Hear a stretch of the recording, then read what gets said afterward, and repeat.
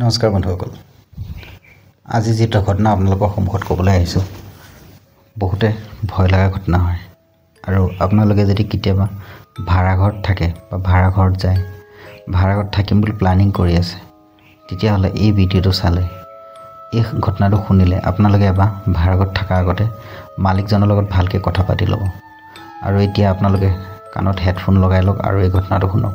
এই ঘটনাটো মোক শুনাইছিল মোৰ এজন বহুত পুৰণা বন্ধু ইউপিৰ, আৰু এই ইউপি বন্ধুজনে মোক ঘটনাটো কৈছিলে। মই নাজানো সেই ঘটনাটো সি ক'ত শুনিছিল,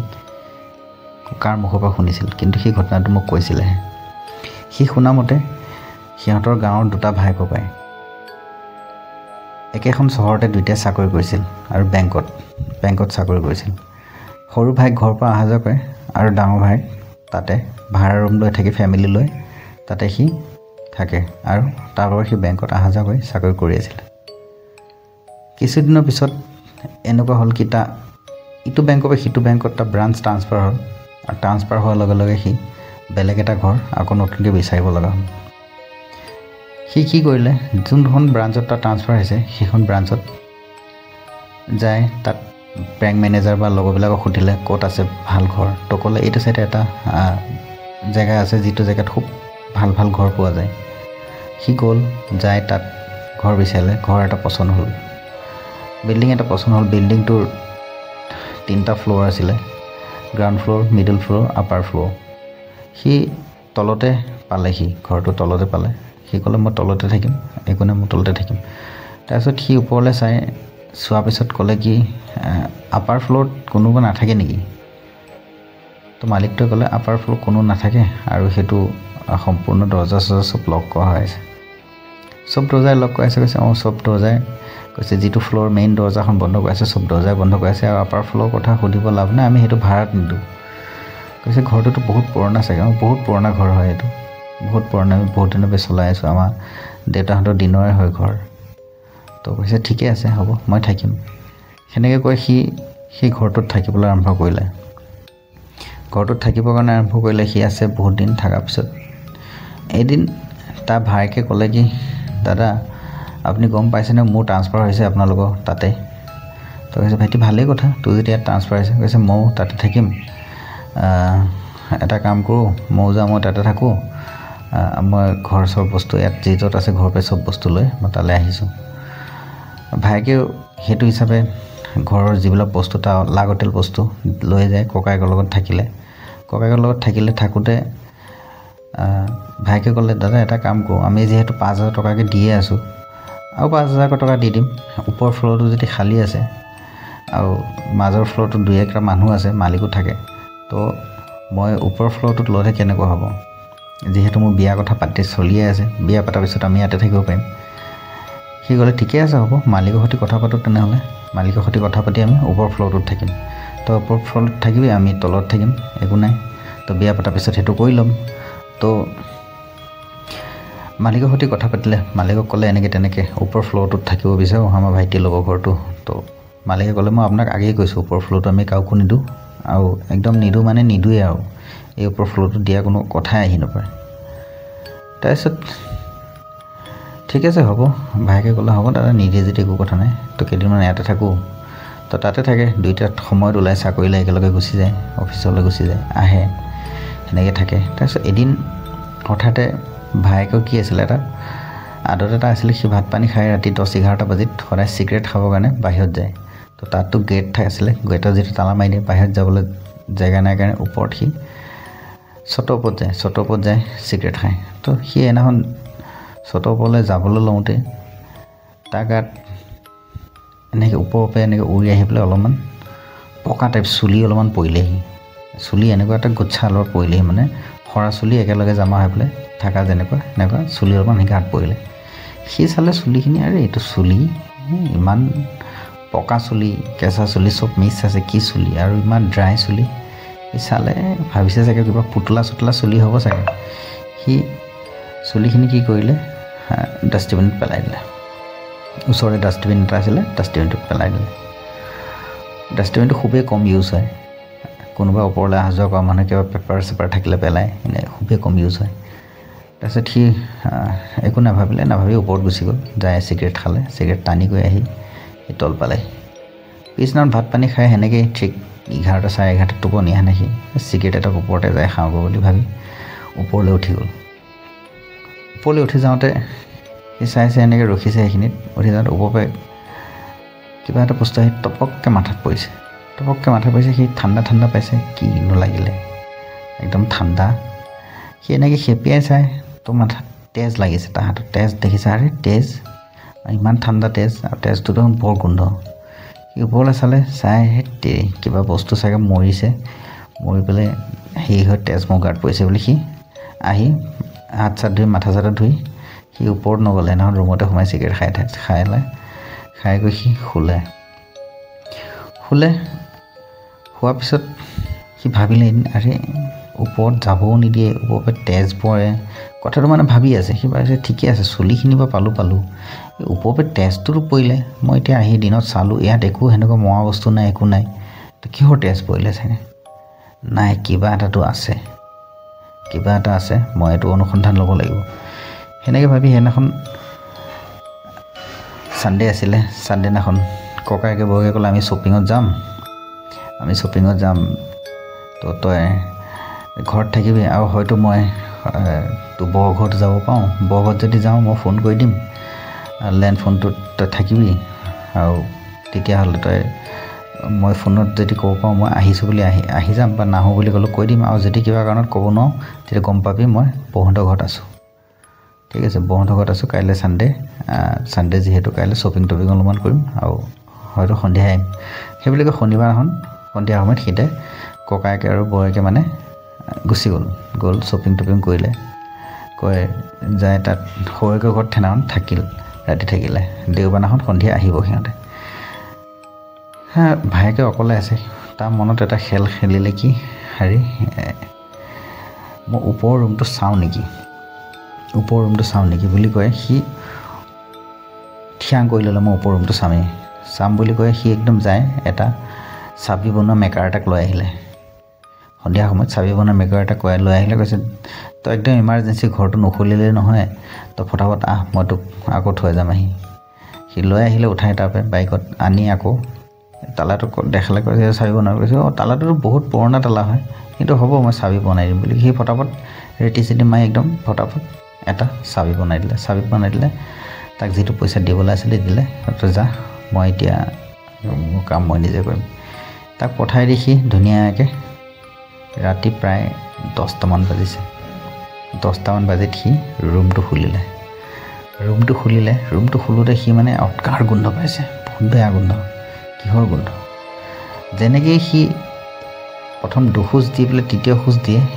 বুকত কোনোবাই এনেকুৱা জোৰছে ধাচ লাট এটা মাৰিছে চিধা লাটটোত সি বাহিৰত সি লগত ৰুমটো বন্ধ কৰিলে তালা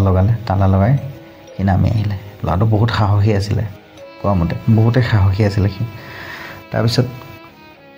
ভাবিলে আজি দেওবাৰ যিহেতু দাদাহঁত ঘৰত নাই তো মই কিবা এটা কওঁ সি চিধা গ'ল সেইদিনাখন যিখিনি চুলি পেলাইছিলে চুলিখিনি বিচাৰিলে ডাষ্টবিনত দেখিলে চুলিখিনি আছে কাগজ এখন মেৰিয়াই গোটেই চুলিটো লৈ সি এজন চিনাকি তান্ত্ৰিক বেজ এজনৰ ওচৰ পালেগৈ তাত যায় সি বেজটোক ক'লে এই চুলিখিনি দেখিছ কৈছে দেখিছোঁ চুলিখিনি চালে বেজটোৱে কৈছে কি কৰিব লাগে কওঁ এই চুলিখিনি যাৰ হয় সেই মানুহজনী মোৰ কাবজাত হ'ব লাগে মোৰ গোলাম হ'ব লাগে সেনেকুৱা কৰি দে যাদু কৰি সেনেকুৱা কৰি দে বোলে ঠিক আছে তই এটা কাম কৰিবি কাইলৈ একদম মৰ্ণিঙত আহিবি মই কৰি থৈ দিম তাৰপিছত ৰাতি কৰি থৈ দিম বুলি সেই বস্তুখিনি ৰাখি থৈ দিলে চুলিখিনি ৰাতিপুৱা সময়ত এই মুখ হাত ধুই গৈছে তাত যাই সিহঁতৰ ঘৰত দেখিছে চোতালত বহুত মানুহ জমা হৈ আছে কি হ'ল কৈছে কি তই কোন হয় কৈছে মই তেনেকৈ তেওঁৰ লগত কাম এটা আছিলে তো কামটোৰ কাৰণে আহিছিলোঁ তো চুলি টোপোলাটো সিটো যিটো চুলিখিনি দিছিলে কাগজ এখনত মেৰিয়াই পলিথিন তাত বান্ধি পেলাই সি দিছিলে তাতে থৈছিলে তাক কৈছিলে তো হ'ব তই একো টেনশ্যন নাই হৈ যাব চব কিন্তু তই যিটো গুৰ মানুহ দিব লাগে সেইটো অকণ গপচকৈ দিব লাগিব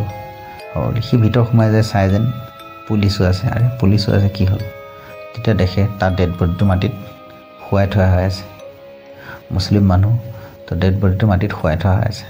আৰে সি তেতিয়া মানে পুলিচ সুধিলে কি হ'ল কি কথা কি বতা কৈছে এনেকৈ তেনেকৈ মাতিছিলে কৈছে অঁ তো তেতিয়া তাৰ মনত পৰিলে সিহঁতে যোনখিনি জেগাত কথা পাতিছিলে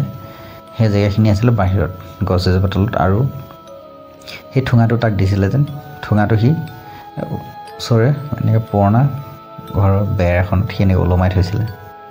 ওলমাই থৈছিলে যিখিনি চুলি আছিলে তাত সিপিনে চালে আৰু সেই চুলিখিনি যাই ল'লে ওলমাই থকা কোনো ধ্যান দিয়া নাই পটককৈ সেইটো পুৰণা ঠুঙাটো লৈ আহি পকেট ভৰাই সি গুচি আহিলে তাৰপৰা গুচি আহিলে সি ভাবিলে মই তাক ক'লোহে কথাটো কোৱাৰ কাৰণে মানুহটো মৰিলে এতিয়া কি কওঁ এইটো বহুত ডাঙৰ কিবা এটা আছে চাগে তাৰপিছত সি ভাবিলে আৰু ইয়াত কোনোবা ডাঙৰ বেজ আছে নেকি খবৰ কৰিলে গম পালে এটা বহুত ডাঙৰ বেজ আছে তাৰ ওচৰত গ'লে তই চব কথা গম পাই যাবি সি বেজটো ওচৰ পালেগৈ যায় পিছদিনাখন ছুটি ল'লে ছুটি লৈ সি বেজটো ওচৰ পালেগৈ যায় তাত বেজটোত ক'লে মোক এই চুলিখিনি থকা মানুহটোৰ বিষয়ে জানিবলৈ আছিলে হা আচ্ছা কৈছে মানুহটো বা মানুহজনী যাৰ বিষয়ে হওক মই জানিব আছিলে তো ক'লে অঁ তোৰ এইটো জানিব আছিলে ঠিক আছে হ'ব মই ক'ম কিমান টাইম লাগিব কৈছে তই টাইম লাগিব এইটো ৰাতিহে কৰিব পাৰিম তো ইয়াত কিবা কাম আছে যে কৰিলে এইটো ৰাতি কৰিম তাৰপিছত হ'ব মই আছোঁ ইয়াতে সিপিনে থাকিলে কৈছে ৰাতি আমি 10টামান বাজিত সেইটো কৰিম কামটো ষ্টাৰ্ট কৰিম ৰাতি ঠিক সেনেকৈ 10টামান বাজিত সিহঁতে পূজা পাঠ কৰিবৰ কাৰণে আৰম্ভ কৰোঁতে বেজটোৱে তাক ক'লে তই এইবিলাকত কি ঝঞ্ঝাট লৈছ তই এইবিলাক কিয় পাংগা লৈছ তই জানো তই কাৰ লগত পাংগা লৈছ কৈছে অলৰেডি তোৰ কাৰণে এটা মানুহ মৰি গ'ল এতিয়া কি তই মোক মাৰিম বুলি ভাবিছ নেকি তেতিয়া সি ভয় খাই গ'ল মানুহটোৱে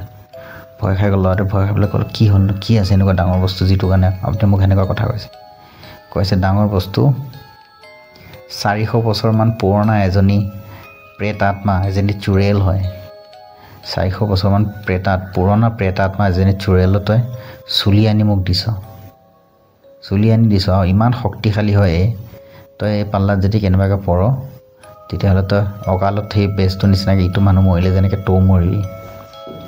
মই কি কৰিম বুলি ক'লে তই একো কৰিব নালাগে তাই য'ত আছে থাকিবলৈ দে তই সেইফালে একদম নাযাবি তই যদি সেইপিনে নাযাৱ তোক একো ক্ষতিও নকৰে ঠিক আছে হ'ব বুলি কৈ আহিলে সি ঘৰত ককাকে ক'লে তই কিয় এইকেইদিন পাগলা নিচিনা ঘূৰি আছোঁ ইফালে সিফালে ইটো সিটো কৰি আছোঁ কিহৰ কাৰণে ঘৰতটো মন বহা নাই কৈছে না দাদা মই কাম এটা কৰি আছোঁ কামটো হ'লে মই আপোনাক ক'ম তাৰপিছত সি সেইটো ক্লিয়াৰ কৰিলে কৈ পেলাই ককাকে কৈছে দাদা ঘৰটো তেনেকুৱা কথা নহয় জাননে ঘৰটোত এটা প্ৰেতাত্মা আছে তো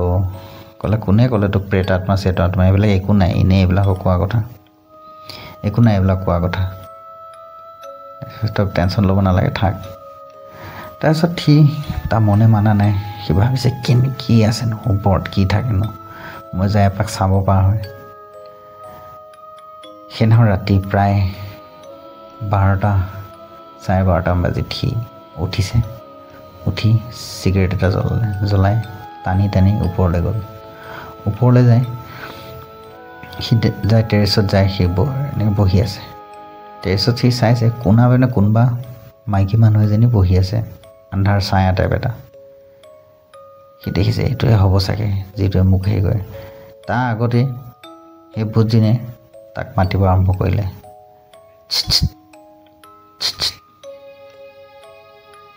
সেনেকৈ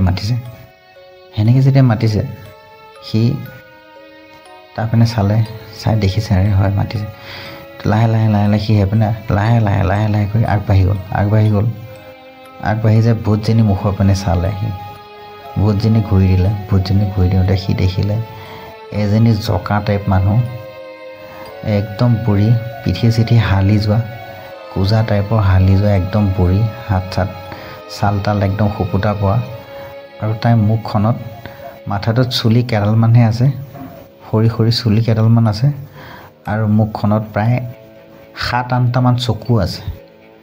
সি দেখিলে 7-8টামান চকু আছে আৰু মুখখন একদম অকণমানি এখন মুখ সৰু মুখ আৰু যিখন মুখ ভাত খোৱা মুখখন একদম অকণমানি সৰু আৰু মুখখনত 7-8টামান চকু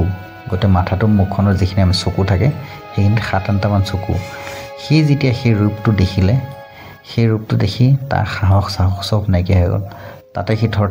কঁপিলে আৰু সেইখিনিতে বেহুচ হৈ পৰি থাকিলে বেহুচ যেতিয়া পৰি থাকিলে পৰাৰ পিছত ৰাতিপুৱা ককাকে উঠি চাই ই দেখোন নাই ক'ত আছে ইপিনে সিপিনে হেৰি কৰে ৰাতিপুৱা উঠি পেলাই যায় চাই সি টেৰেছৰ ওপৰত বাগৰি আছে তাৰপিছত উঠাত টানা জগাই চবে টানি আজি তললৈ লৈ আহিলে তাক সি হুঁচত নাই বেহুচ টাইপ হৈ আছে তাৰপিছত পানী চানী যেতিয়া মাৰিছে সি একদম চিঞৰি পেলাই কান্দি পেলাই উঠিছোঁ দাদা আমি ইয়াত নাথাকোঁ আমি ইয়াতে যামগৈ আমি বহুত বেয়া বস্তু দেখিলোঁ তেতিয়া মালিক ওচৰতে ৰখি আছিলে মালিকে ক'লে কি হ'ল সি তেতিয়া গোটেই কথাখিনি কৈ মই তেনেকৈ মোৰ গাত প্ৰথম চুলি পৰিছিলে চুলিখিনি এনেকৈ থলোঁ তাৰপিছত এদিন তেজ পৰিছিলে বহুত বেয়া গোন্ধ তেজ মই এদিন দৰ্জাখন খুলিছিলোঁ দৰ্জাখন খোলাৰ পিছত মোৰ বুকত এনেকৈ লাট মাৰিলে আৰু মই তেনেকৈ তান্ত্ৰিকত গ'লোঁ তেনেকুৱা হ'ল আৰু আজি তাইকত মই টেৰেছৰ ওপৰত তাইক দেখিছোঁ মুখখনত 8টামান চকু আছে আৰু মুখখন একদম সৰু এজনী বুঢ়ী মানুহ মোক বেষ্ট হৈ গৈছিলে প্ৰায় 400 বছৰমান বুঢ়ী এজনী মানুহ হয় তেতিয়া সেই মানুহটো তাক ক'লে তোক মই আগেয়ে কৈছিলোঁ এই ঘৰটোত এই ওপৰ মহলটোত যোৱা একো কথাই নাই আমি কোনো নাযাওঁ আৰু ভৱিষ্যত কোনো নাযায়ো আজি বহুত দিনৰ পৰা এই ঘৰটোত আছে যেতিয়া মই ঘৰটো কিনিছিলোঁ আমাৰ দেউতাহঁতে কিনিছিলে তেতিয়াৰ পৰা ইয়াত আছে আৰু আজিলৈ কাকো ক্ষতি কৰা নাই যেতিয়া আমি ওপৰলৈ নাযাওঁ আমাক কোৱা হৈ আছে আমি চোৱা চিন্তা কৰি থৈছোঁ যদি ওপৰত নাযাওঁ একো ক্ষতি নাই ওপৰৰ বস্তু ওপৰতে থাকিব তই যাবলৈ কি কথা আছিলে